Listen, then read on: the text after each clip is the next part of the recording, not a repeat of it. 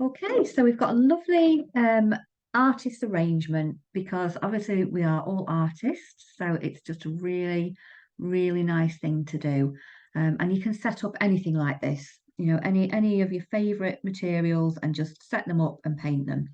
Um, Now, obviously, this is classed as a still life. So the biggest difference, I think, really is normally we'd have to have a little bit more confidence if we were tackling a landscape or something, because there's so many layers to add on. But because we have specific shapes, like the palette, etc., and the jar, we can see what they are. So in a way, it's still life. Once we get it kind of mapped out, is quite a nice one to do in terms of getting back into our painting and everything. So I have got just popped some colours out. Really, I'm just looking at the mid-tones for the backgrounds. And as you know, obviously, I am going to still use a layered approach and get those kind of mid-tones in first with these, and then get some of the shadow colours in, and then pop in the brights and the lights as we're building it up. So I've just got, and you can put anything on here. I've just got some colours that I think will, I can mix together to make this nice mottled background. It's quite textured. Similar here, some colours here on this and there. So I suppose I've got colours like um, I've got some raw umber brown, a darker brown. I've got a pink, but that's for this water because I didn't want to make it yellow. You can go with that colour, or you can make it a bluey tone or a yellow, you do go with whatever you fancy, but I just fancy making it a bit brighter, so I'm going to do that. And obviously white for a tint because we're going to we'll end up mixing quite a few colours with white, with acrylic. And then a colour that some colours I can mix together for the base. So I may even weave in some of this burnt sienna, and that's a slightly warmer one. I might drop a tiny bit of that in with the wood. And you could use yellow ochre or a touch of orange even, or use some yellow. I've got a warmer yellow, cadmium yellow, and I've also got this one is a Naples yellow, which is really light. So I might play about with either of those two. Yeah, so we've got plenty of choice, but you could also use yellow ochre in there if you've got that as a base, because really we're only blocking in these sections really. So now what I am going to do just have a little look. Obviously, if we were observing this in person, we would have a little we'd just make sure the proportions are right between the size that we could see of the palette in proportion to the jar, and we can do that if we're looking at something at a distance by holding our pencil out and then holding it as far away from us as we can if the items are far away.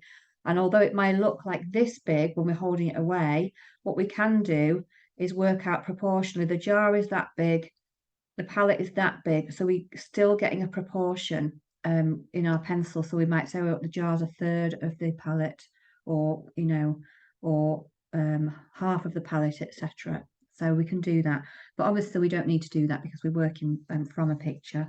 So what we can do is just to have a general idea that this is halfway,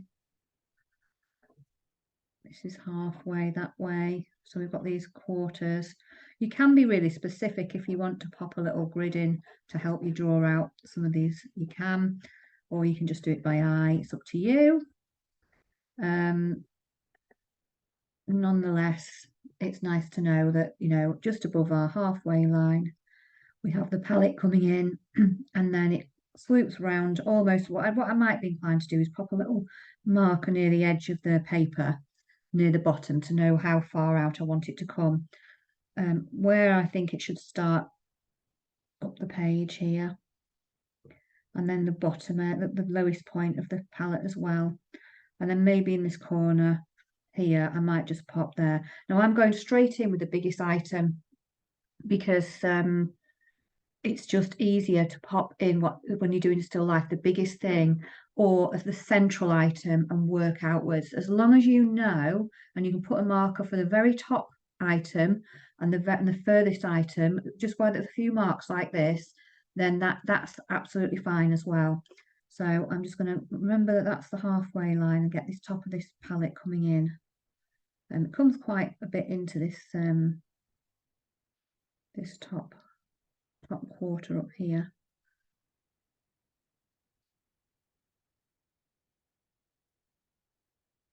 And then we can see it comes all the way through.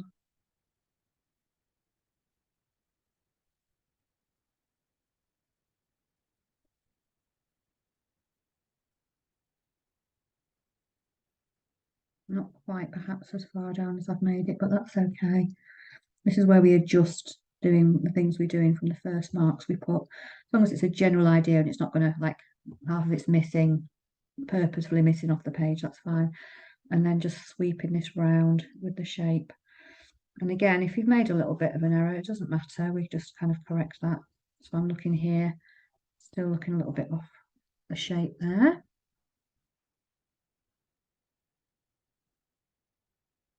There we go. So just nice and lightly if you're working in acrylic, because it can you know, scrub up underneath when you're popping these bottom layers on, but so the camera can see it. As usual, I'm making sure it's nice and dark. There we go. And then we've got the little hole there. So I'm not going to pop in any more details like the brushes or anything, or even this paint, because we're going to go over the top and get blocking that background colour. I might be inclined just to pop the jar in, but I'm not going to put the brushes in either, just because I want a slightly different colour going behind here anyway, so I want to know whereabouts the jar's going. So proportionally, we're just looking at this quarter, aren't we? Actually, that jar fits right in that quarter really well. So if I'm not sure, I can always just very lightly pop a little mark on there. And then just make sure we get how far in the jar comes from the edge. It's quite near to that edge, isn't it? So that's like the ellipses of the jar, kind of getting the shape of it. So it's not, you know, it's because if we look at this ellipsis, I haven't looked at these before, but it's not too narrow, so that would be straight across. So it's only got a very, you know, not a very deep curve. So we can almost check it against this and think, okay, maybe I need to make that even less of a curve. So that's a really helpful tip with them when you're doing an ellipses of something, is just to check, you know, how deep it is. And then let's just pop the jar. So I'm not making this really detailed, I'm just kind of giving myself an idea of whereabouts. And then obviously it comes out a little bit. And again, if you're not sure about that, just use a little angle at the side of your paper just to check it's coming out in the right direction. And then down. And the same that side as well.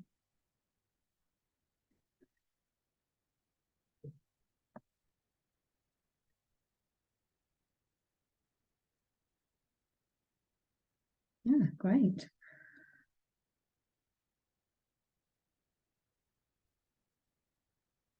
I'm just looking at this now, just changing it slightly as we go. Okay. Right, and then obviously we have got the brushes, but I'm not going to draw those in until I've got the background in there. So like, you know, when we're obviously making this layered approach, then obviously one of the good things to do is just to find a background colour. Now, if like this one is fairly straightforward, the background colour on here, and once we've mixed up the colour, we'll probably stick and not put too many other colours in. But this one, because it's textured, if you also want it to be a bit blendy, so you've not got like strips of colour, then you can work on it whilst it's wet. So you may end up having to mix a few colours first and work on it as you go, whereas here it's just one colour. So I'm going to mix up a few colours here to try and get this textured effect. So you don't have to get the texture in, by the way, it's totally choice. But if you do fancy having a go at it, I'm just having a brush. So the brushes I'm using today are a trusty old flat because I love them to get some, blocking some of that. You can go smaller flat as well if you want to, and then I've got a, a medium-sized round brush for the size of paper. But obviously, the bigger your paper, the bigger brush you want for that background. But I might use this round one to work into a little bit. We'll see some of the colours, and certainly for this because I get a better. I'll get the edge of that much better. So I'm going to go top down. The thing is with the jar here, the colour behind it, obviously when it's reflected through glass, feels lighter than this. If you compare the two, it is much lighter, isn't it, coming through? So I'm going to do the same, but I'm just going to add whatever I put on here, I'm going to add a white tint to it and make it a bit lighter, but still run some of the through. So that's why it's quite handy having the jar there, because this top area, you can still get some of the colour coming in behind it. And then we'll overlay everything else as we go. So have a little look at what colours you'd like to put in there. I'm going to have an experiment and obviously have your little bit of tester paper, which is absolutely brilliant. I'm going to use just any old small brush to do this. You might want to have handy a piece of tissue or kitchen roll, just so that you can get it out of your brush when you mix in another colour.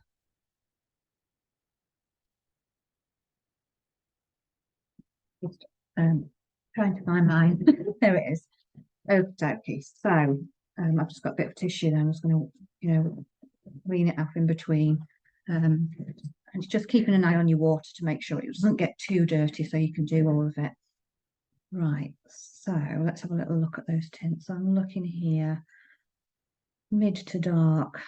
So I think these are a bit warm. I'm going to use some, just try, and we can try all these colours out before we commit to mixing them really. I'm going to go in, okay, I'm going to borrow a little bit of the white.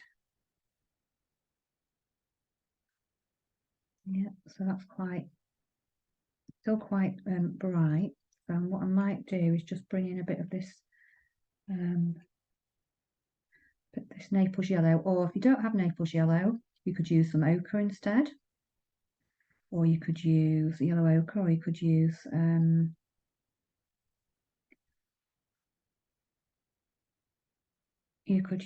that's quite nice. There's two tones there now. You could use a bit of lemon yellow with white. Just put a bit more white tint in and try lemon yellow and see what happens. It also, you could almost even go in with like a yellowy orange here as well. So I'm just going to try a little bit of this. It's like a cadmium yellow. And I'm mixing in a bit of that tint that we've already got. I might use some of that mixed in with it. So let's just try them, because then we'll know which are the best mix fit.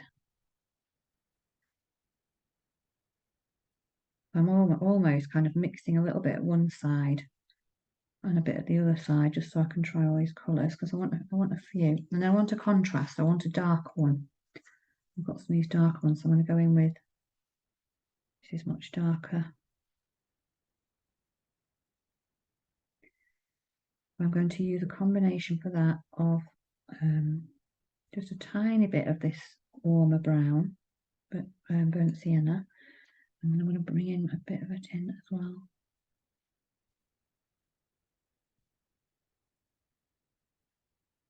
No, I'm not quite happy with that. Let's try it on there.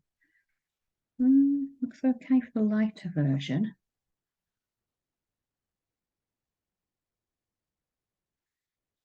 So I think I'll mix up a bit more of that, a bit more brown.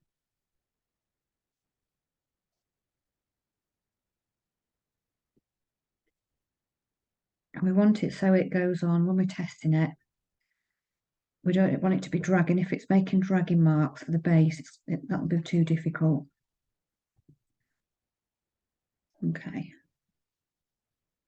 So make sure there's enough water that it's moving freely but not sticking or running down the page, because that's a bit of a difficult one as well. Right.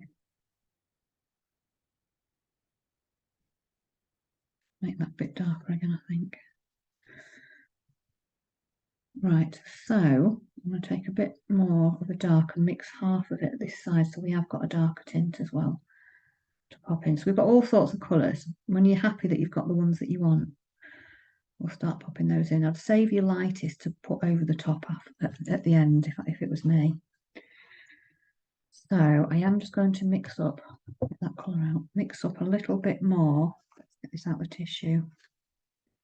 A little bit more of this colour.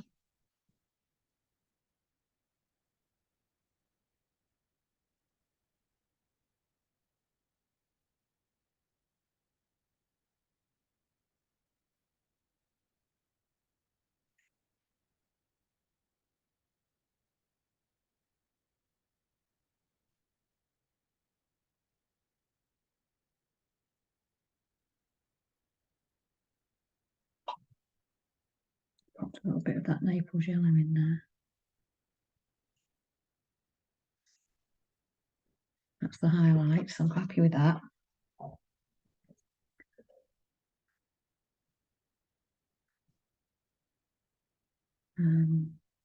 Right, just need to come back with this colour here.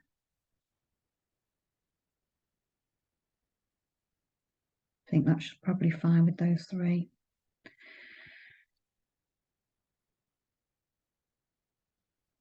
So let's give that a whirl. Right. Yeah, so you can go in, depending on which brush you're going to use. I'm going to go in this one that's slightly darker. When you use well, I haven't actually marked off. Look where the wall is behind there.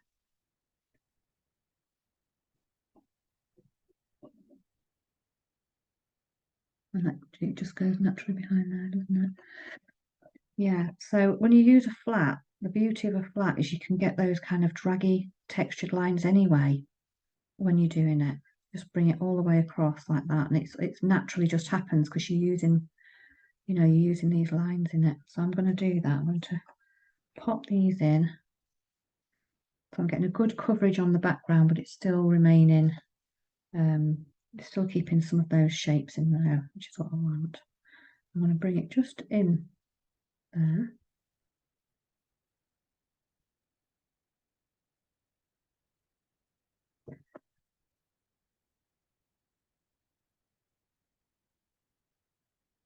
Okay. So I am just going to lighten up some of that with a tiny bit of a tint in there. So it's just slightly lighter behind it and slightly warmer where the jar is going to go.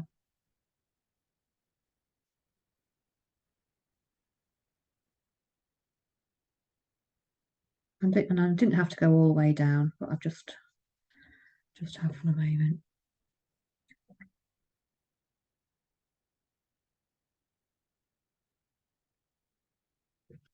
Okay, so we do, obviously it's looking a little bit patchy at the minute, but that's okay. It will change a bit. So whether you want to stick with the same brush or you want to go a bit smaller, I'm going to go for a flat again. I'm just going to go in with some of those other colours now. So I would like to go in with this warmer, slightly warmer one.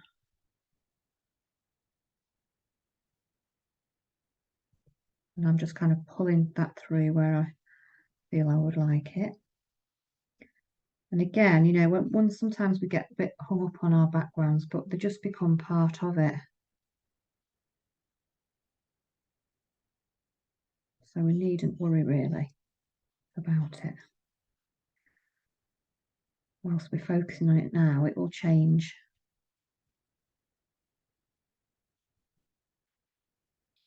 If you can see something pulled through, then just gently pull it through your jar as well. Okay, and then I'm going to go in with some of that other kind of really bright there that I can see. Well, say really bright, it's not. It's more of a kind of a yellowy hue that I've got in here. That's what I can see, but you always use the colours that you can see. If you see something like purple or grey or whatever, you pop that in.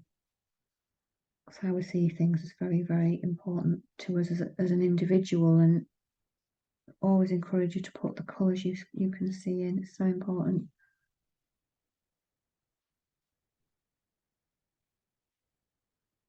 Okay. So what I might do even now I've got that in, I'm going to darken up some of these other areas just here. Now normally I would always say, you know, put your shadows on early on, but this is quite textured anyway, so I'm not worrying too much about it. I'm not going to put it everywhere. It's not, I'm not even sure this is whether it's the shadow or whether it's actually the colour of the wood behind. We're not going to know that, are we? So I'm just going to pop that in where I can see it and try and make it as part of the background as possible.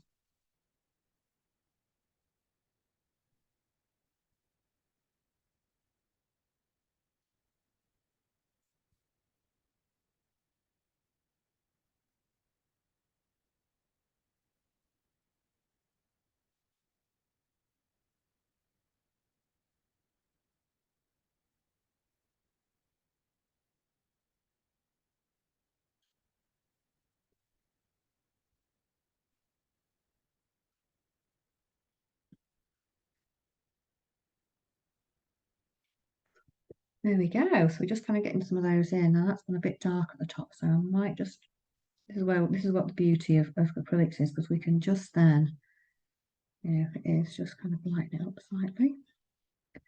And then obviously if there's any other areas in here that you want to pop in and you want to make them lighter, like you want to put a bit of a tint with something, then by all means have a, you know, do that.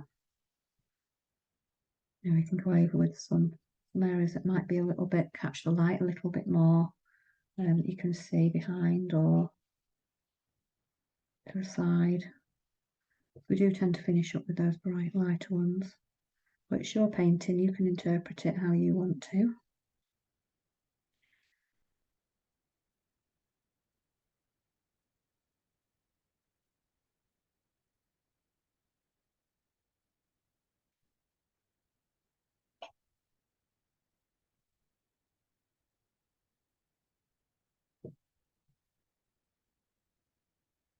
There we go. I just enjoy making those lovely marks. I mean, I've made mine a little bit rougher, so it's not quite as blended on that bit, just because I quite like that texture. But if you really don't like a textured background, then, you know, just work into it and make it a bit more wet and it'll blend easier. So obviously then there's this other area around the palette, and I'm going to get that in first, and I'll just bring it into the palette a little bit, just so that I make sure it covers. But you can, you know, you can always go over that anyway. So looking at some of these colours here, you might see greens in there, you might see all sorts of things. And I'm just going to go back to the other little paintbrush for mixing. And just make sure your water's clean. You might need to give it a quick change, and if you do, that's absolutely fine, just so that it's not, you know, it's not really dirty while you put mixing these white, you know, lighter ones. So I mean, you know, it depends on what you can see there. I'm coming up with my white tint. I'm actually going to pop some greys and things in mine. I just look, I've got like a little grey colour here, but you could use blues to mix in there. I can see some yellows in there, so I'm just kind of mixing this up, just make it a bit looser. Yeah, it does look a bit bluey actually. I think I might pop a bit in just for a bit of difference. So what have I got here? I won't use that one. I'm just going to use some ultramarine blue in here. Just a tiny bit, because I can see we've got other blues in there on there. But I'm just putting a small amount just so I can make, so that's, I'm happy with that grey. But you just work through that process of finding the colours that you want. But then here, I'm just going to mix in some, just a little areas, just not much, but just a small amount at the back with a bit of grey itself actually. Just tone it down, it just pulls the colour down, but it gives it enough of a shade that we know. So if we look at there, that's much more of a blue tone grey. So it just makes it, changes it a little bit. And then I'm going to go back. So for these slightly darker ones, we can see, I can see some kind of warmer colours through there, just ever so slightly. But I am still going to go with a dark brown and a white.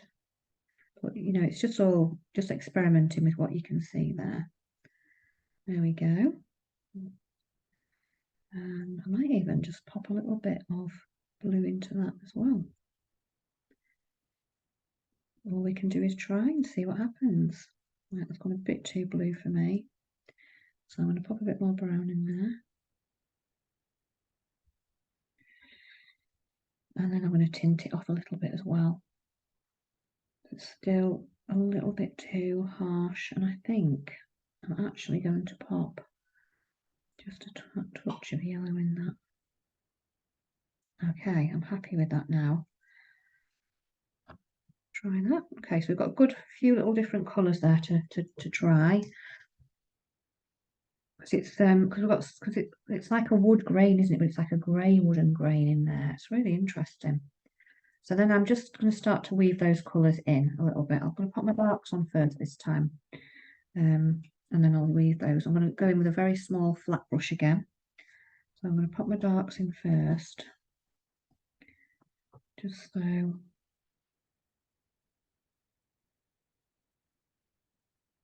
They're quite textured, aren't they, again?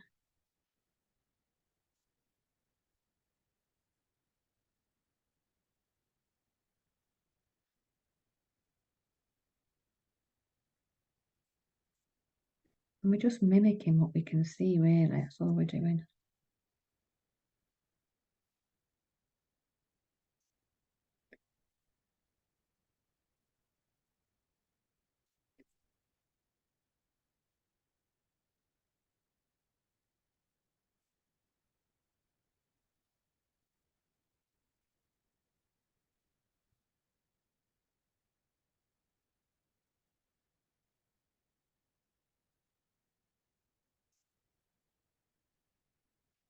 Just enjoy that, just really enjoy making those lovely marks on the paper. It's all good fun and practice with mark making. So I'm going to go in with my next colour, which is the bluey grey one that I mixed, and just have a look at where I can see that. And you can at this point, if it feels easier to go in with like a round brush, then by all means do that, or you can even use the flat on its side. Look, entirely up to you how you use those brushes.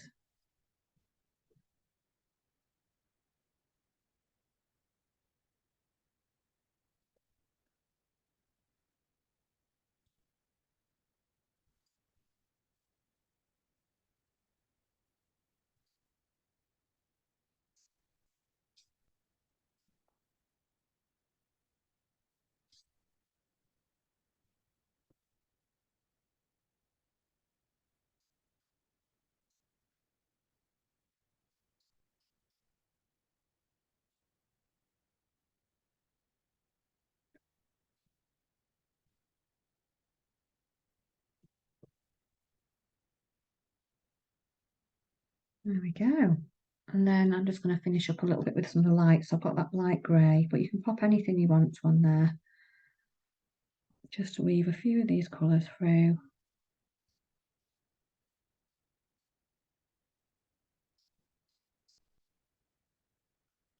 It gives us that texture, but it's just picking out, these lovely light textures that are coming through.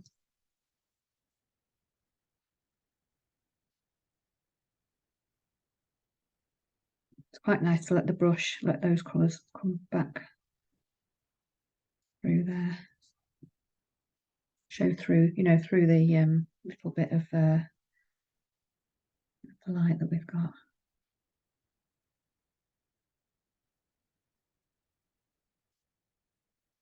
A little bit of a pop. This is the odd one, isn't there? There's just the odd little area where there's some nice lighter areas coming through.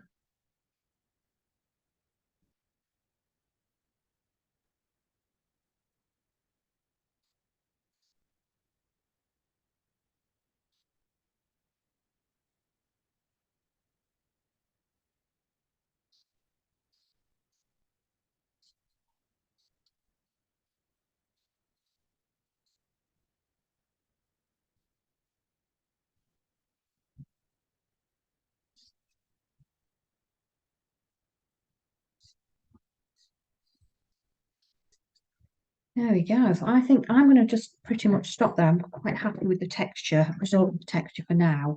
And as I said, it'll all change when we start to put the foreground in. So we don't want to kind of go too mad with it. And then the last bit is thinking about, another colour. We've got a couple of other bits to block in, haven't we? Like the glass, the things in the glass jar and the palette. So I'm just going to go back to this other brush. And then same with you, have a little look at what colours you've got and which you'd like to mix together to make that palette. It's almost a bit like tiny peachy toned on this side. It's quite interesting, isn't it? So I'm going to go in with the try a yellow.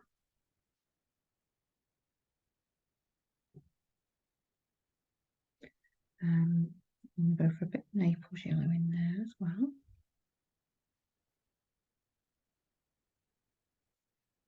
And this is the one behind all of the paint. Put a bit more of a white tint in there just to flatten it down a bit.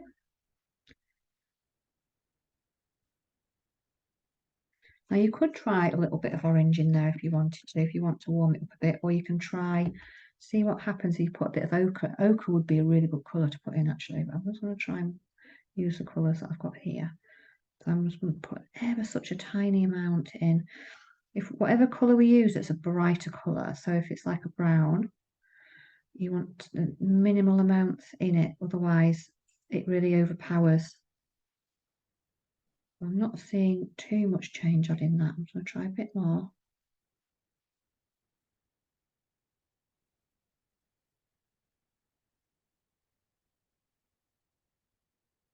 And that's going a bit more now, like I would think. Just test it out first. Not quite as...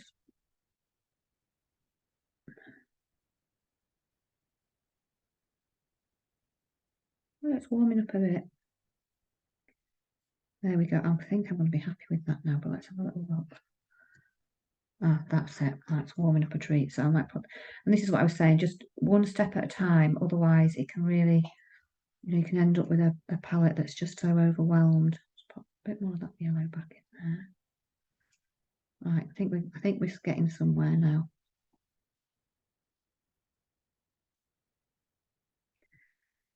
It's only through a process sometimes of actually trying these colours and things out. Is it warmer, is it cooler, that we start to get a sense of it. And I'm going to go in with a big round this time, just so I can get that in. And I don't really necessarily want much texture on that, to be fair. So I'm just going to block that.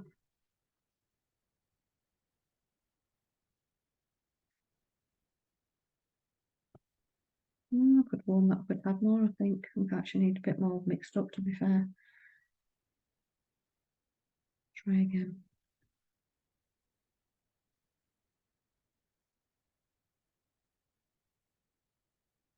It's a lot of fun though, mixing it, isn't it? Really nice.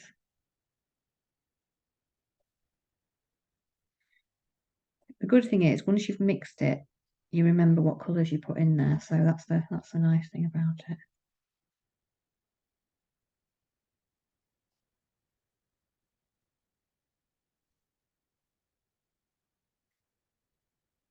Because what's happened is I've not mixed enough paint, and then it's too thin. So you're not getting as good a coverage. So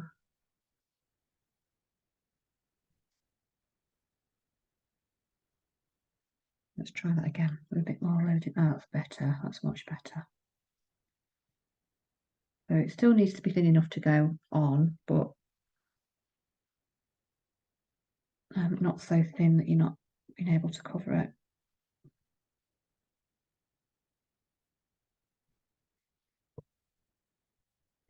And if you find it difficult going around the edges and things like that, then you can turn your paper around. The only reason I'm not is it's stuck to the table. Otherwise, I often do with paintings, turn them on the side and everything to get round edges because it's just much easier.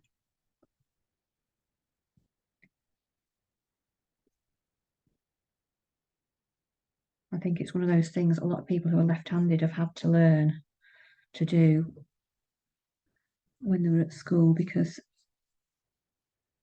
you would smudge over your work and things. So a lot of us turned our books around.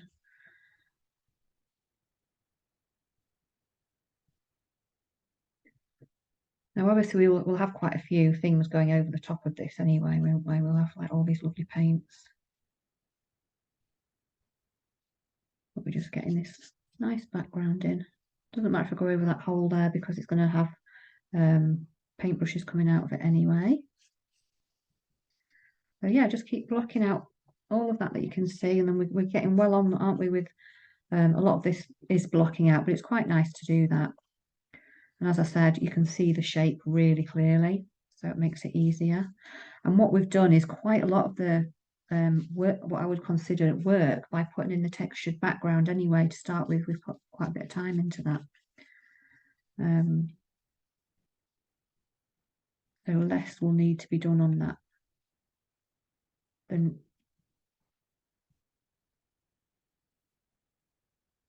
there we go. Okay.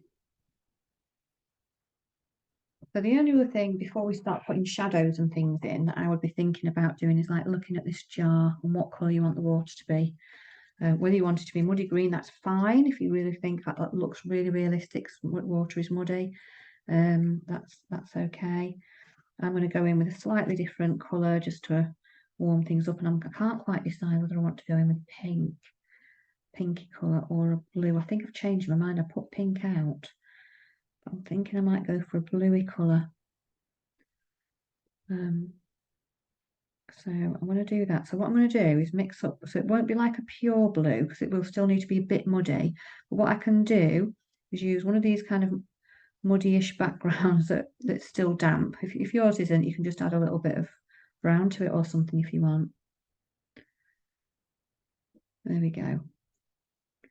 So it's got an illusion that it's a little bit muddy. So all I'm going to do is just follow this ellipsis. This ellipsis here should follow the top one, or be just maybe slightly, that's the front line. So I'm going to pop it in with a lighter brush stroke. And then you can see it goes round the back as well. And it follows, you know, we can't really see too much. We can see it coming back round this side, can't we, here? This is always the case when you've got brushes in it, but we can take it round, just pretend where it is, because we're going to put our brushes in anyway. So I will be looking at that, making sure I've got with this, I'll get my water in there.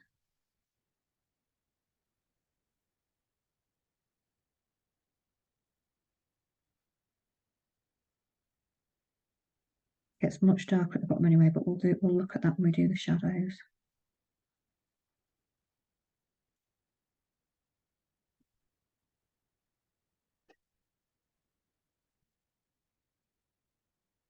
And just blocking in that first colour.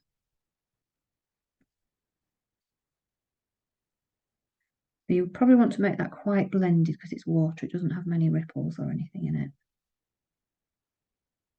You can do that just by keeping it wet. Do like little circular motions as well, if that helps. But yeah, as long as it's thick enough and it's, you know, it's damp enough, you can make that nice and smooth.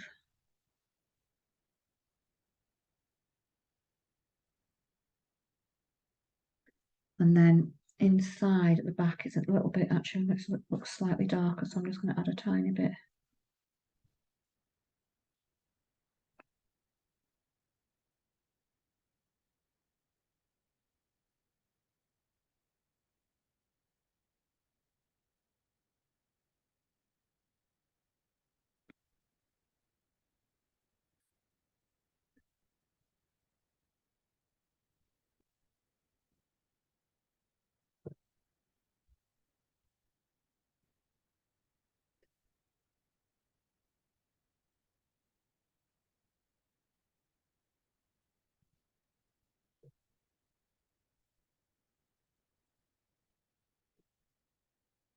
Okay, so we're still obviously really just doing or getting some of this just blocked in. So again, it's not going to look like that when it's done.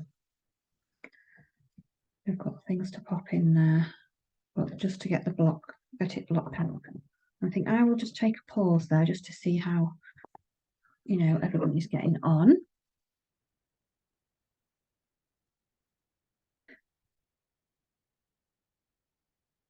Okay, so we've got this like background, blocked in and everything. And obviously it's quite simplistic at the moment, but as we start to pop the other layers on, we'll certainly get some depth to it. So where I would be heading now is looking at popping in some of these shadows. I'm not talking about the background and things because we've looked at that, but really to look and focus in on the shadows that give us the depth. So because we know that dark colours recede and light colours come forward, so we know that that replicates this shadow area here we can see. So what we need to look at is our darkest areas on the picture that we've used, and look and compare it and see, is this darker than this? Now I would probably say yes, it is. So I'm going to go in with a darker colour than I've used so far. Now you can use you can use black if you want to. I'm not going to go, I'm going to stick with it quite natural, so I'm still going to use this very dark brown. But I'm going to just add a small amount of, not blue actually, just a bit of blue with it. Use that more of a phthalo blue. That's a bit darker. It's like your Prussian-y blues. Just to add a little bit in there, and what that does is pulls the colour right down to very dark with the brown. Let's put a bit more brown. So it's almost black. So if I pop this on here, it's amazing how you can make that colour naturally appear to be very, very dark. And we've got some in here where the jar is as well. Because what we're not doing, we're not drawing shapes. We're not actually creating shapes by drawing a hard edge. We're actually drawing painting in what we can see, which really is. I'm going to use obviously a smaller round brush to pull that through, which is the shadow underneath this. Exactly what we can see. So it will look a little bit harsh to start with, but don't worry.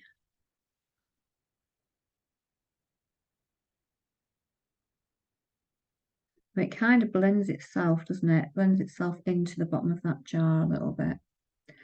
But you do still get some shadow even behind here, where the jar is. You can see the shadow. So again, we're not creating we're not putting a hard line around things.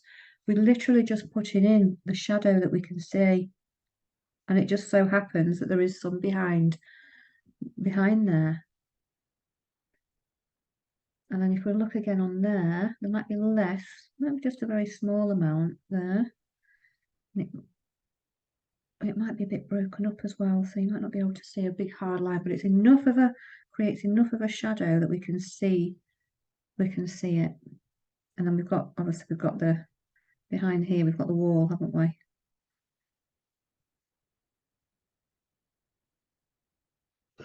So these little things really do help us actually to differentiate where everything is. And then obviously we've got the bottom. Same again. Have a little look where you can see it, and it's quite,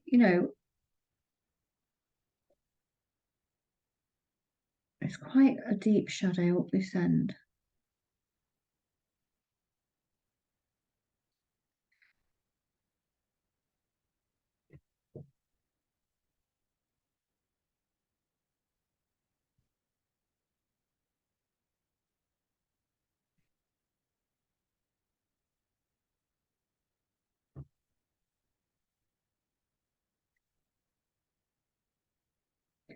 And then underneath here as well, there's this shadow. We're just getting these elements in. And we do get a bit of a shape across here, don't we, almost? It does cast these like angular shapes sometimes. And don't be frightened of popping in those shapes that it casts underneath as well. If it's a little bit deeper, or, it ripples or whatever, pop it in. So that's what we can see. And again, so we're having a little look at what we can see around here. We get a bit of a shadow there, I think the difference is where the light hits it a little bit more, the shadow cast underneath it is a little bit more broken up. I don't know if you can see that. But around this side here, there is a definite shadow, but I am just breaking it up ever so slightly. And so if it's getting a bit stiff to pull round, just add a little bit more water to your paint to help it keep moving. So here I'm not creating such a hard edge because I can't see a hard edge. I can definitely see shadow here, across here, definitely. But it's a little bit more broken up, the shadow that's underneath. So, you know, I'm just recreating that really in the areas.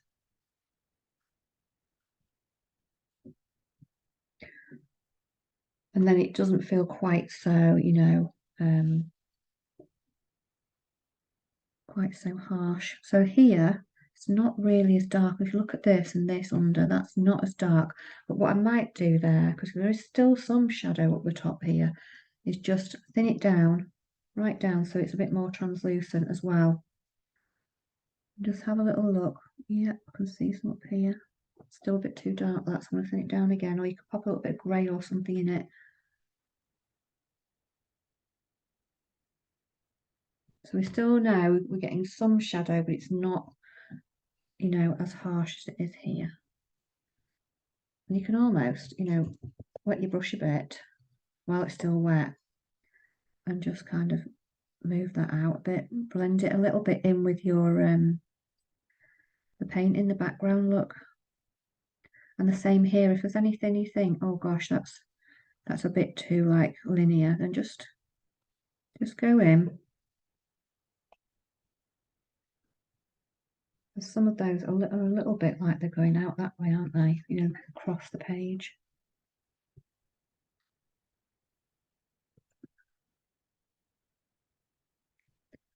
So we're creating these, so we know there's a big area of depth in here. The back of the wall, we've got some, it's a little bit more difficult to see here. We've got a bit more shadow that kind of is above here, because we've said this before, you know, you get a shadow and then you get an area of light, don't you? Because it's something's casting the shadow, and I'm wondering if this is a table casting the shadow onto the wall, because there's a bit more shadow on the wall. So I'm just going to add in just a little bit more along here, which I can see. That helps, but it's not a clear line, is it? So, well, I can't see a clear line, so I'm just kind of leaving it a little bit looser. And then over this side, there's a little bit more, and I think there's almost a little bit more behind this here, behind this jar. There we go. You know, it might be a little bit into the table that you're getting some of this shadow cast as well. So it's just really interesting to start looking at where, because this will start to make this the feature, because we've popped that shadow in and it's not quite also flat now. Come back to this area there we go. Right, so then the jar is a similar thing. So I'm just softening this bit of paint here. I'm just going to go in. I'm going to change my paint slightly, colour, and make it a little bit more watery. So I'm going to go over that bit of water here, because I'm trying to make it feel a bit more watery. Literally by watering it down a little bit.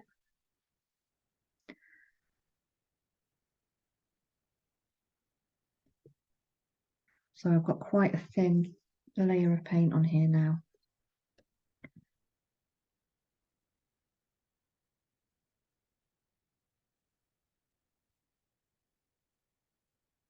I'm just bringing that into there a little bit. This is where the ellipses are as well, just careful there. Because of course you can use acrylic paint more watery. We just obviously use it a lot with the thickness because it's a because we can get the textures and things in there. Right, so when we're looking at the water and everything, it is a bit darker in the middle, just ever so slightly in certain spots. And then we get this area of light here as well, which we can pop on. But I'm going to wait until that's a little bit more dry. But I'm just going to darken off with this blue. Put a little bit, tiny bit of brown in there, see what happens. Same blue, but just going in. And this helps kind of give the illusion that that's at the back of the, this bit in here that's a bit slightly darker.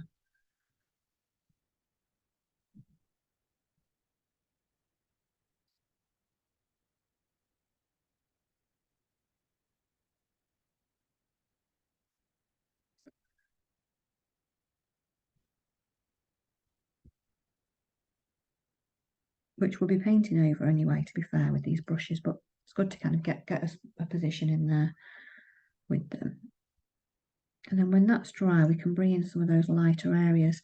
So we're just getting those shadowy ones in, really. Now, if I go straight in with a colour here, it's just going to run, which I don't really want it to do.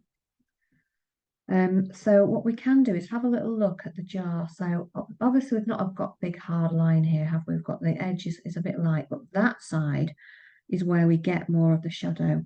So I'd be inclined to go in with the colour of with the colour of the background wall, but the darker. So I'm going to go in with a bit of the brown. I might even pop a bit of blue in there, but just not make it too strong. So let's just test that on there.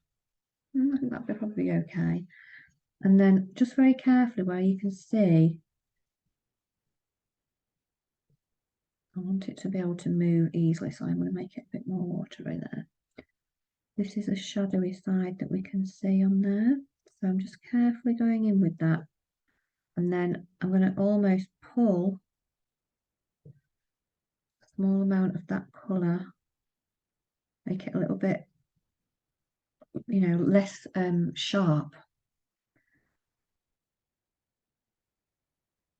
But we can still see it. So what we can do is kind of like we're following that line on the glass. It is definitely there, the shadow. And certainly even down the side of here, we can see it.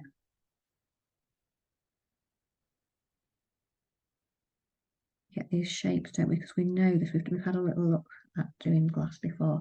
Whereas this side, what I'm going to do is just put a very broken line in there. So there's a suggestion without it being too hard an edge, because we've actually got the light on there coming through. So again, just a suggestion.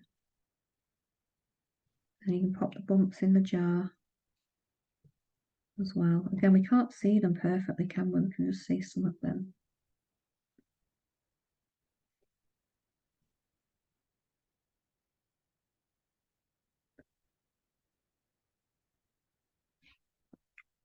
And we can see there's a shadow cast here where this ellipsis is, so we'll pop that in nice and thin. And that one, it's going back just to show you. There, that first one is really straight, isn't it? It's only just got a slight curve up the side. Very straight. So again, that helps to pop a bit of paper or something there, where we literally just get a bit of a bend.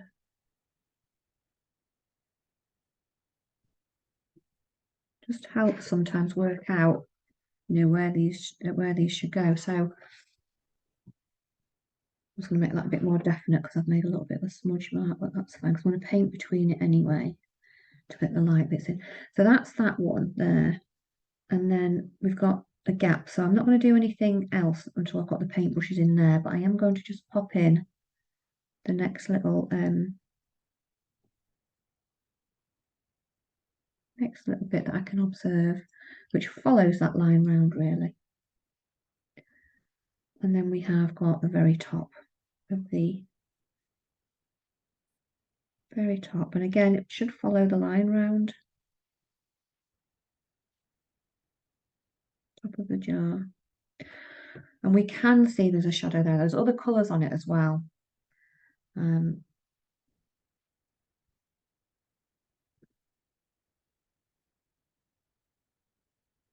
We'll put those in a minute. And then I'm not going to do the back until we've got the brushes in place. So if we want to get those brushes in place, we can do that. So I would be thinking, so all we're going to do is really what we can see. Now you can paint it straight in, or if you feel you'd rather, you know, draw it in, that's absolutely fine. You know, if I was to draw it in, got those two lines here. Just all I would probably check is like the angle these paint brushes are going in like that. Just transfer that across. It's really quite helpful too. So imagine that they're coming across down here. Like that, and then there's another one.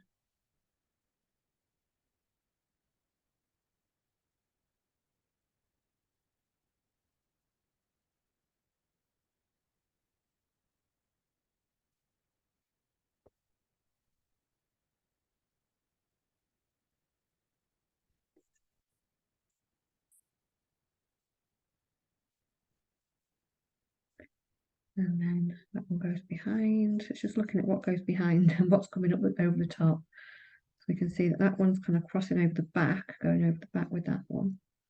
And then we've got this one coming down over the top, so you can't quite see that. That one comes straight down there over the top.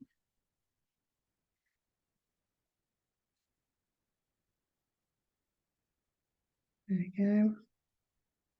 Two tones in there. So we've got a lot going on here. And then there's another one. Now you've got full permission to get rid of anything you don't want to do in a still life. Anything you think that's going to spoil the effect, then by all means just get rid of it. People do it all the time, just omit certain details they don't like. You know, if you want 3 brushes in there, just put 3 in. So the only difference here is if you have a look at the brushes, you know, you'll see that there might be a slightly not too bad. Sometimes it can distort depending on the angle where the brush is and make it pop out you know, a little bit, but these are fairly in line. So all I'm going to do here is just look at those tones. I'm going to go in for and I'm going to go in straight with my darkest. I'm just going to go straight in with that dark brown. The tops are there, and I'll add any shadows or lights in there as I afterwards. Let's go straight down.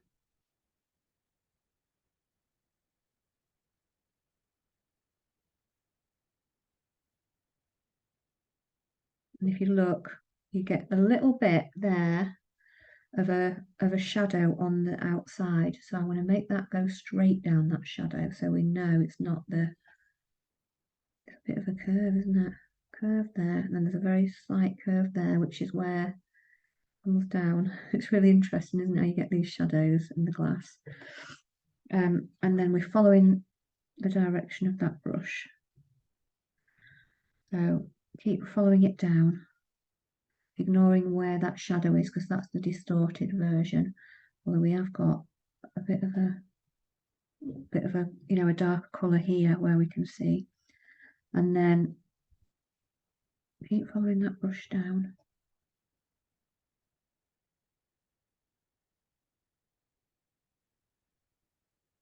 And we can just see, we can't really see it in the water, we can just see kind of it sat on the top of the water. So don't be frightened of doing this, it will be fine. And then the next one.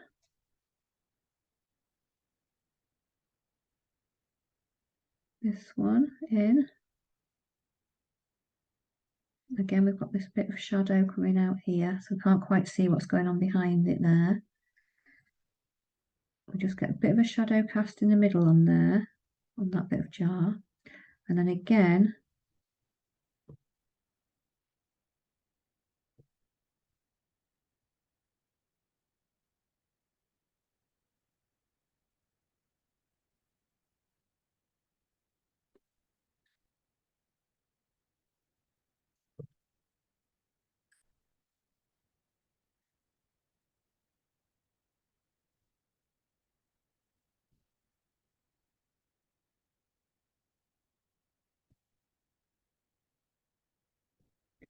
And then this other dark one that's coming straight down, we'll pop that one in there as well. So we're just following each one, and that helps us with all these extra little marks that we can see in there.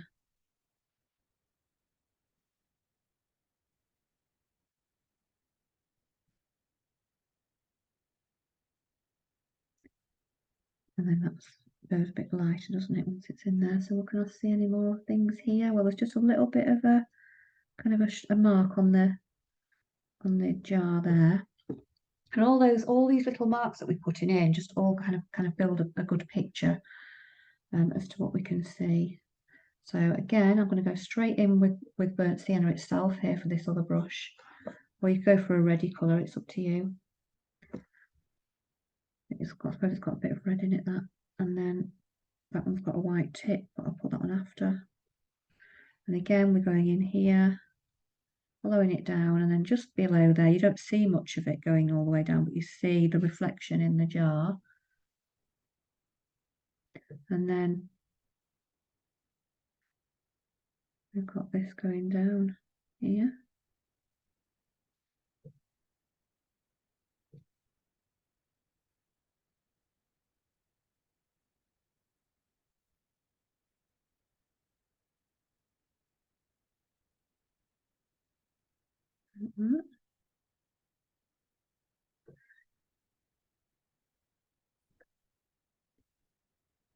What else have we got in there? Let's see. We've got this lighter coloured one, haven't we? Good, all good fun though, isn't it? Following these lovely lines that we can see. And we'll cover some of this up with some of these light colours as well.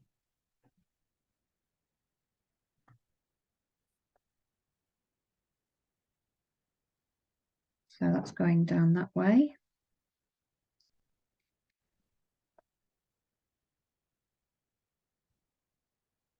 So I'm going to go in with a bit of Naples yellow. When you're using straight colours, you don't really need to test them. That's not, I've stopped testing them, so I'm not mixing up really now. I'm using straight colours. So I'm just going to come straight in here with this Naples yellow here. It's quite bright at the top.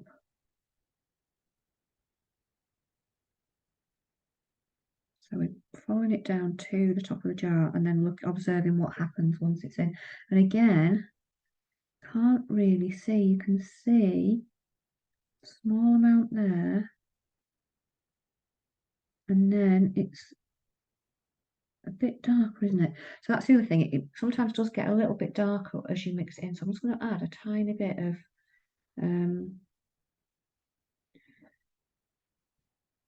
of sienna in there.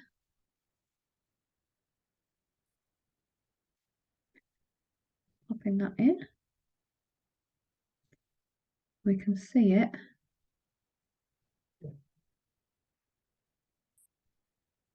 I'll straighten it up a bit, actually. It's a bit wobbly, that one.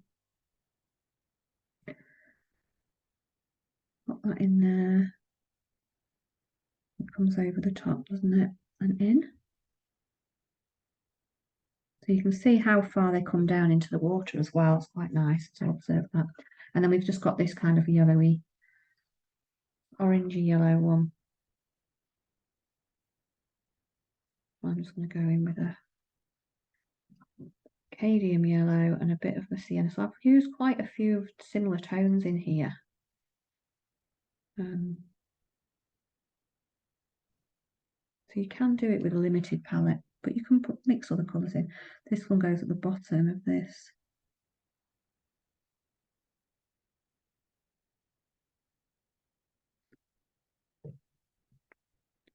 Actually a little bit too thin, so we're getting some of the background through it. So just kind of load your brush up, because you can pop these layers on slightly thicker anyway when you do that. There we go.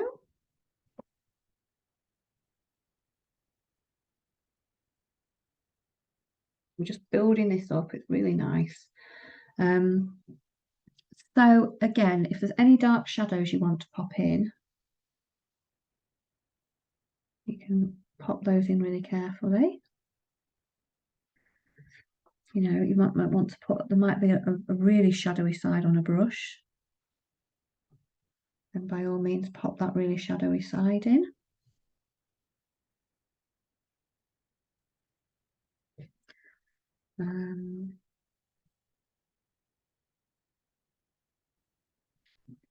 If you can observe, you know, if there's anything else you can see on here as well, any shapes and things like that. So what we need to look at, I think, on that particular bit that we've been doing as well is the light areas. So like, where are the lights? So obviously the tip of this brush here is quite bright, so I'm going to pop that in. There's a little patch in there. Now I don't know if it's catching the water or if it's like a white section of the brush, but I'm going to pop that in. So these, when we start to pop these little brighter areas, there might be a bit in there as well. So just observe on your brush if you've got any, there are any light spots or anything to pop on, pop them on. And then we can really start to observe what's going on with this water. So in this water, we've got a light bit on the ellipses here at the top of the water. So in the same tone that you've chosen, now obviously there, that's quite yellowy. I would have to go in with blue, and I'll probably go in with I'll go in with my blue, but I'm going to pop the tiniest tint of white in it, and then keep it nice and watery still.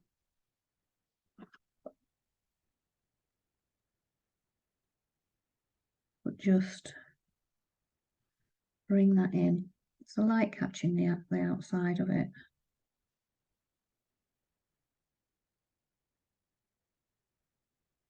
A tiny bit at the back there. And then if there's anywhere else as well on there to make it pop a little bit, have a little look if there's anywhere else. Ooh, there's a little bit of light there.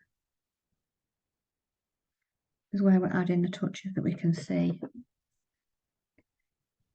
So it's amazing how that makes a little, you know, the difference that can make to the water level for us to understand that that's what it is, it's sitting in water. And then we'll do the same. Have a little look. I mean, you can go bright white or you can build it up. So I might just look at a tint there I'm going to just try a tint of white rather than going straight in with bright white. Because sometimes if you go straight in with bright white, what happens is it's almost too bright. You can get these very white tints, but often it's another colour that's slightly reflected. Now I'm going to choose the very softest, just a very small amount of grey in there. I'm going to try that. Because we can always, the thing is, we can always make it lighter. So if I go on that with there, that looks white, but it's actually not much, you know, just a tint like that, and then we can build up to those lightest levels. And all I'm going to do is to literally try and recreate these shapes that we can see on this ellipsis here. So there's a bit at the back there.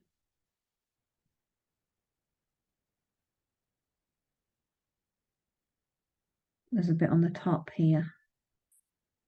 And it's a bit broken up, isn't it? Some of it's a bit more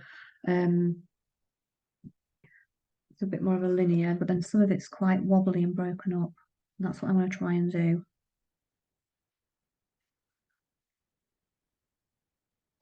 And then another bit here, wherever you can see it. So we almost get this straight down and then follows the ellipsis out. So we've got this is kind of quite going straight down.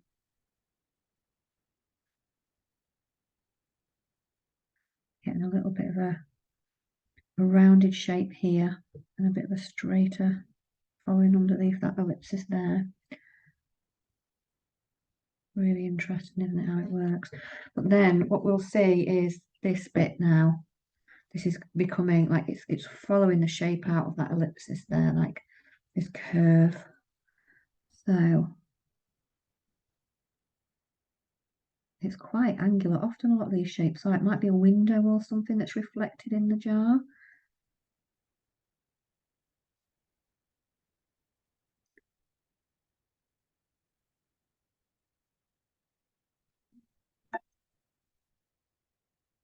And then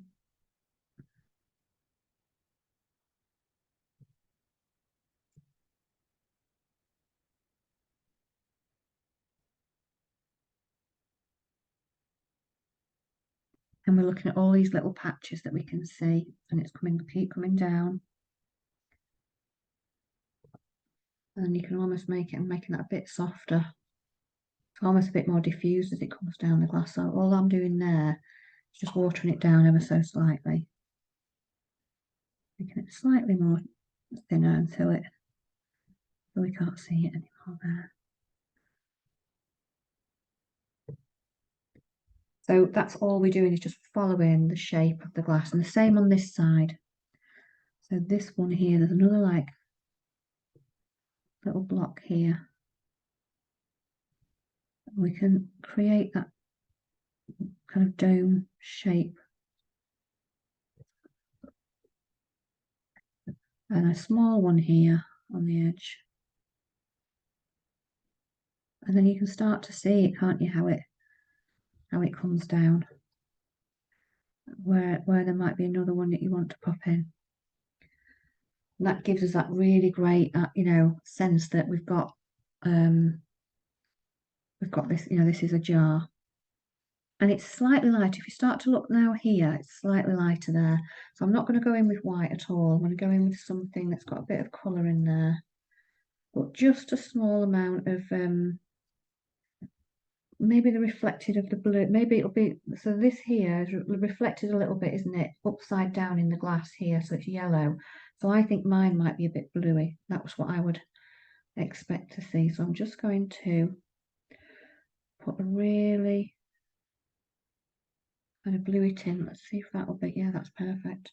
It's not too bright, it's not too dark. So I'm just going to pop this because I think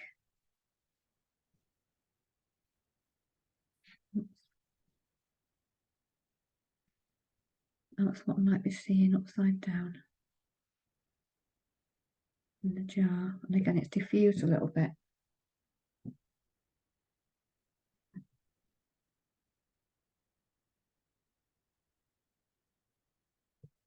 And then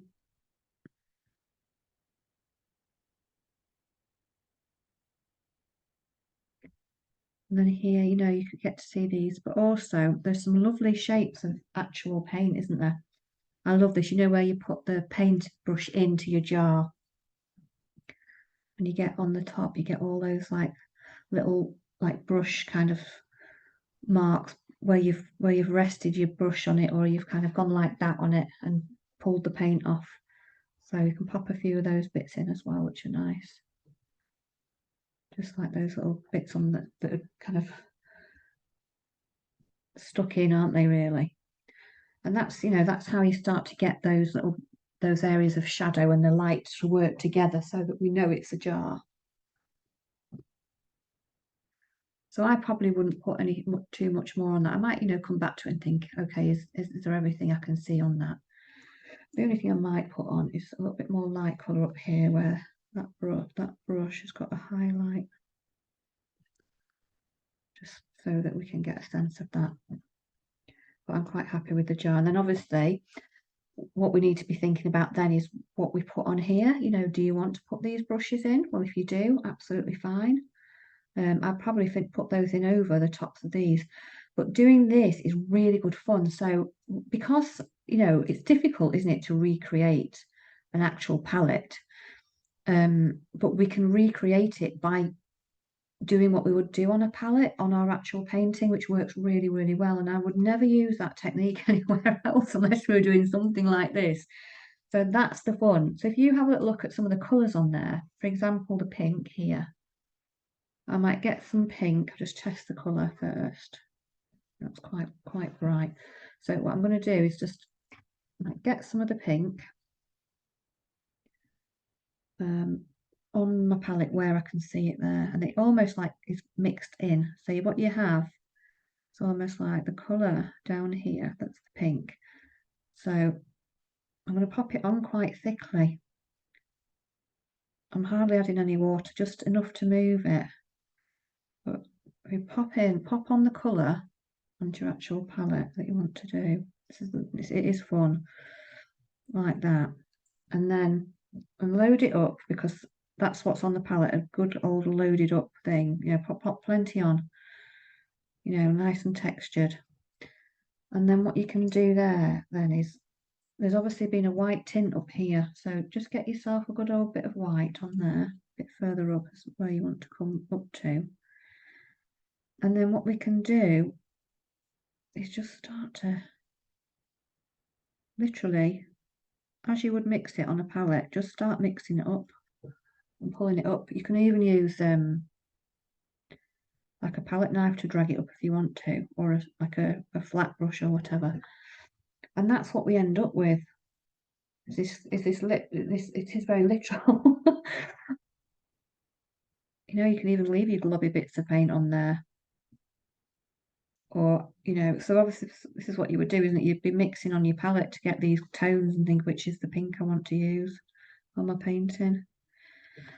So you can just do that. It's such good fun. So like have a go with all of the colours that you can see. Put the actual colour on that you want to mix. I mean, you might have to mix it with a bit of a white tint or whatever first, and then some white at the top, and that kind of mix it in between and see what happens, and get all these lovely you know, all set out beautifully on the. And then these in the middle are all kind of a bit like somebody's had a really good mix of them up there. So that's lovely. So I'll just take a pause for a minute and just see how everybody's getting on.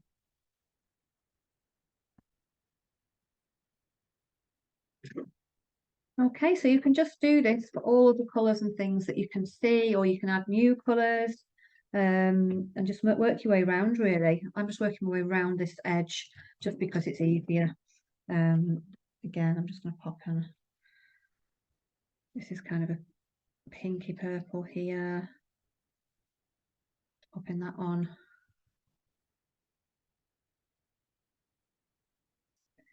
Put some of the pink in with it as well. As I've said before, we can just pop them on nice and thickly. Put them on straight or mix them before.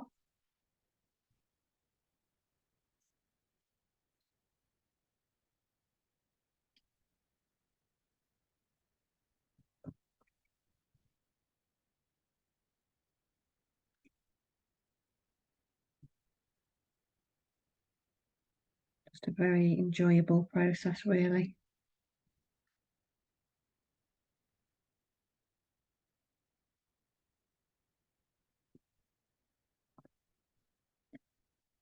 And we can see really the process of how this artist has worked. We all work in different ways. So you can even paint your own palette if you've got a palette like this that's got it on. They're all very different. Very, very different the way we all work with things, which is great. We don't all want to be the same, do we?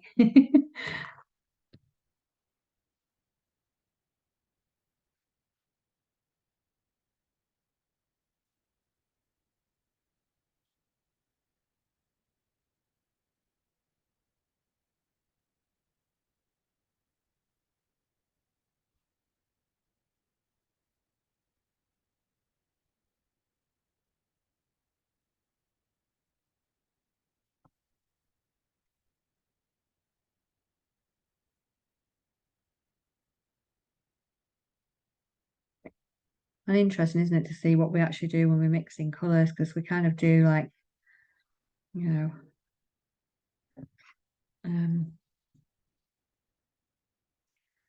sometimes we're not ordered, like this middle bit we might just do that, and other times we have got a bit more order to it, or we start with some order and then we and then we end up with not a lot.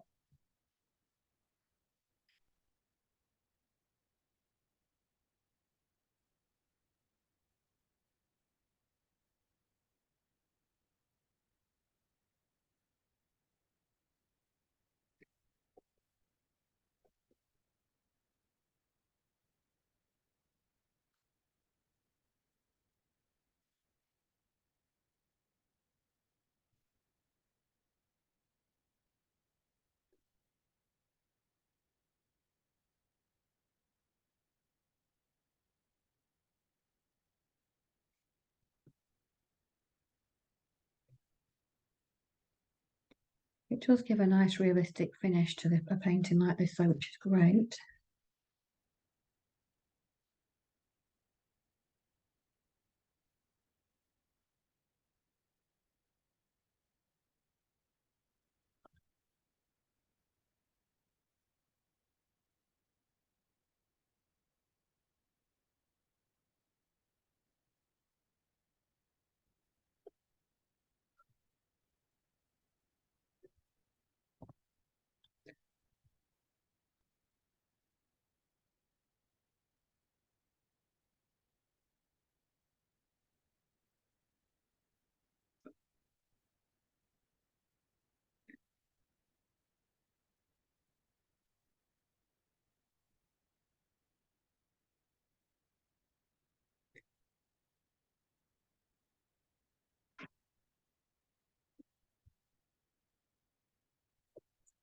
So you can have like sort of blocks of colour.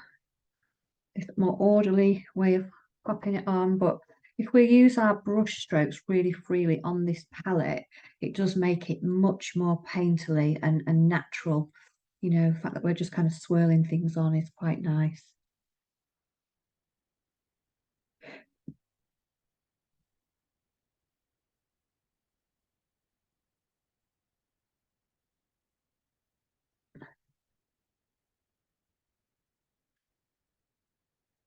Because that's what we would do on a palette, wouldn't we? We wouldn't be worried about it being this shape or that. We're just testing things out. So that's nice to see those really natural brush strokes on the actual palette. It makes it much more realistic, really, doesn't it? It's really good.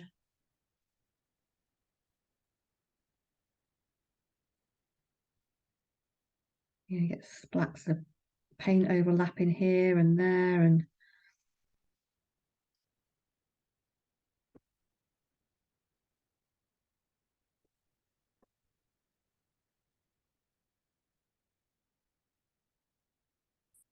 it's good fun, isn't it? Recreating a palette.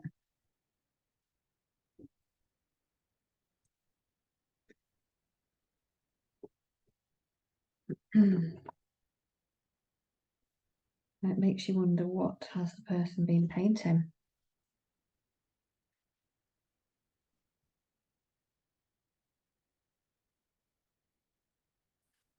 Was it a landscape, or was it something a bit more futuristic, or, interesting to think about these things.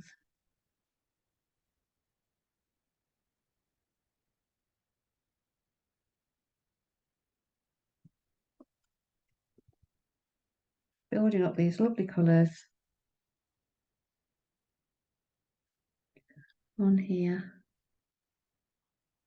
underneath.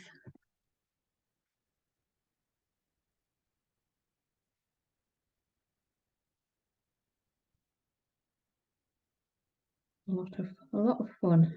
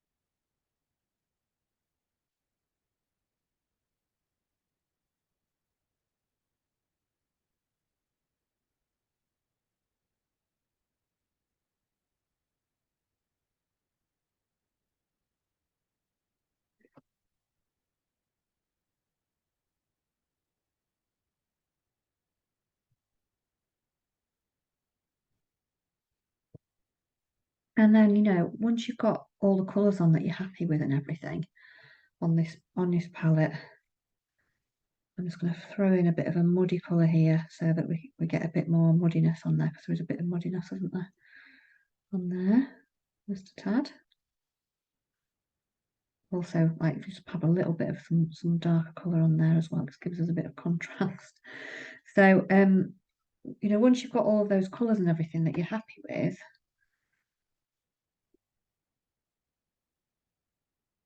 then yellow over this side. Then we can pop some of these brushes on if you want to. That are popping over here. It's difficult to see because the brushes are coming through the whole of the palette. Where the brush is and where the paint is, because some similar colours underneath here. So we're just going to make some wiggly marks here just so it fits a bit in. There we go. So I think I'm going to probably stop there with that, and then I'll focus on getting these brushes in. But yeah, so we're working in quite a natural way really at the moment. And then find out whereabouts the top of the the top is here. And again, if you want to draw that in, that's fine. It might be a struggle to go over the top of some things, but then we've got these two brushes over the top, haven't we? They're fascinating. We might need to wait until we've got some of this paint underneath has dried, or we can just go in a bit. So the kind of browny orange.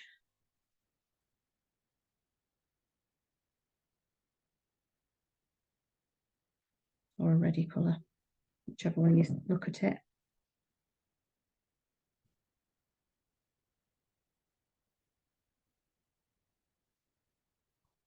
I'm going to make the one behind slightly darker, as though it's being cast a shadow on as well, just so we can see a slight difference with the two.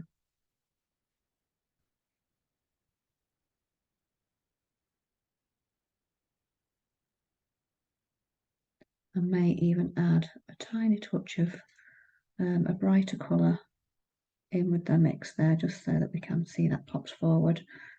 And that this one pops slightly back. There we go. Got a little bit of a thing on there.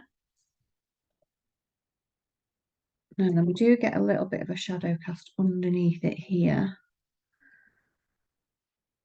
Whether that's the paint or the shadow, I'm not sure, but we'll try and recreate just an area of darker underneath. That helps us see what's going on. And then we can start to pop in some of the colours that we can see on the metallics. So the metallics are often, something will be reflected in the colour underneath. So that is a bit yellowy. So I'm going to pop that in. So some of that is catching the light of the palette. And then on top, you sometimes get these obviously darker areas, like a bit greyish. Or in this case, I'm going to add a bit of blue and a bit of brown to the grey. And then it's a little bit flatter on this top here. And then this one here coming out the top, this bit there. Again, it's got the shapes reflected in it, hasn't it? See that there. And then the brush at the top. So it's what we add to those colours then to make them appear like they are.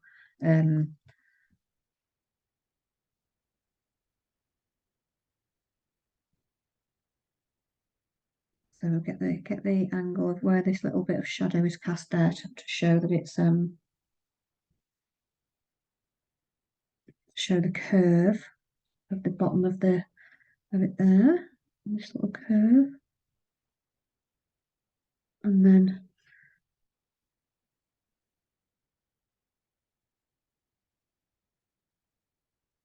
the shadow down here where it's coming through the hole, and then this has a bit of a shadow on the top here. So if we get the shadows in, we can finish off with the highlights after. So again, we just look on here, we've got two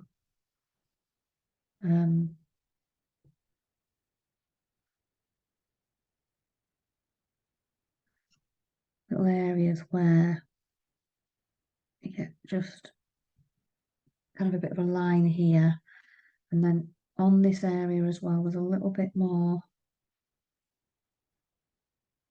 like you do on the glass really, these little shapes on here.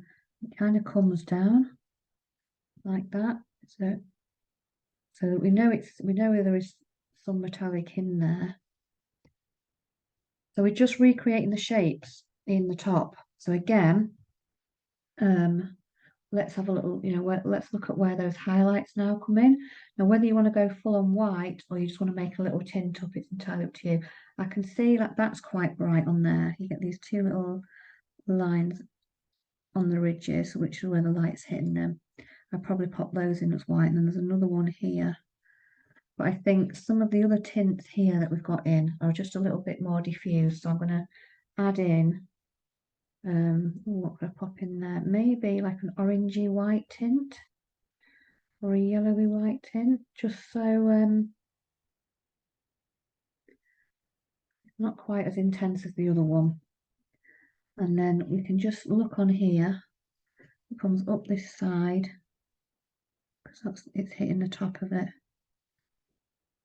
like that, and then this one kind of comes in between,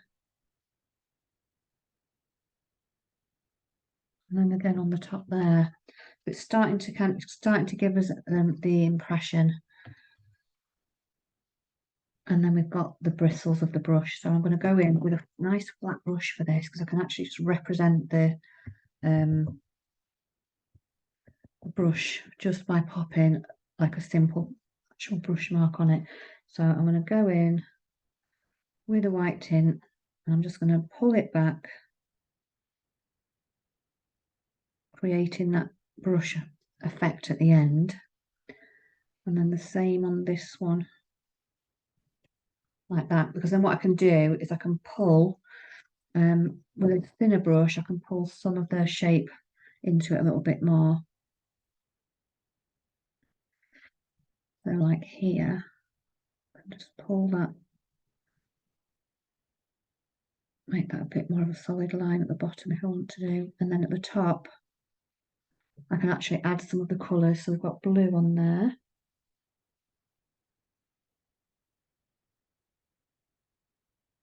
So we know that somebody's been painting me blue. We can just pop that in the top of the bristles.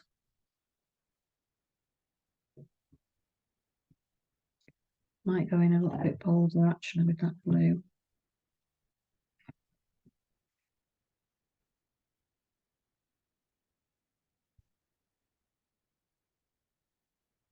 And then maybe green or something on the other one.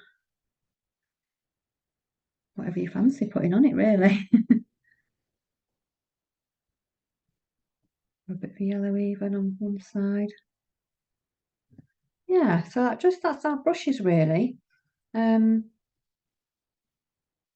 move that out of the way. It's covering up the picture, isn't it? That.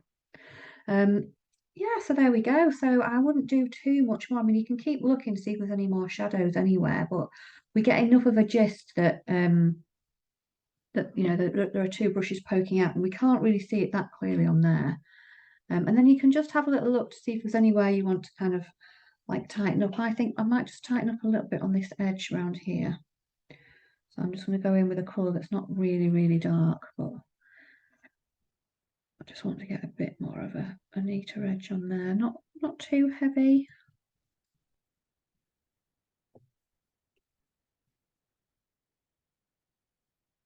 Just the shadow below it.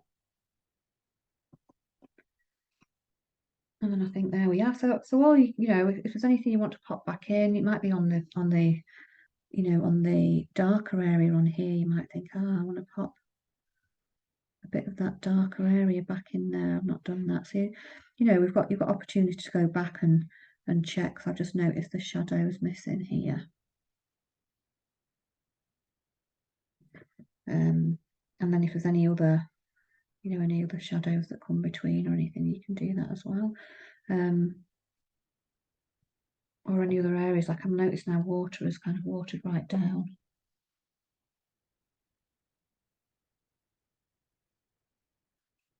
I might just pop that, make that a bit lighter again.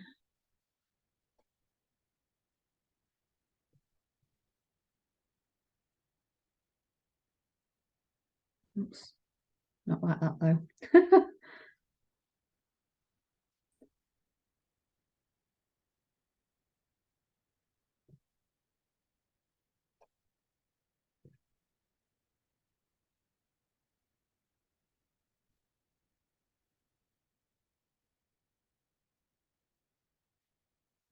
Yeah, so I think, you know, if there's anywhere else you're looking at in your palette and you want to add to it, but just, I would say, to keep it nice and simple, really. And I hope that's been really, really helpful in thinking about like glass and brushes and things like that as well. Really fun topic to do. So thank you.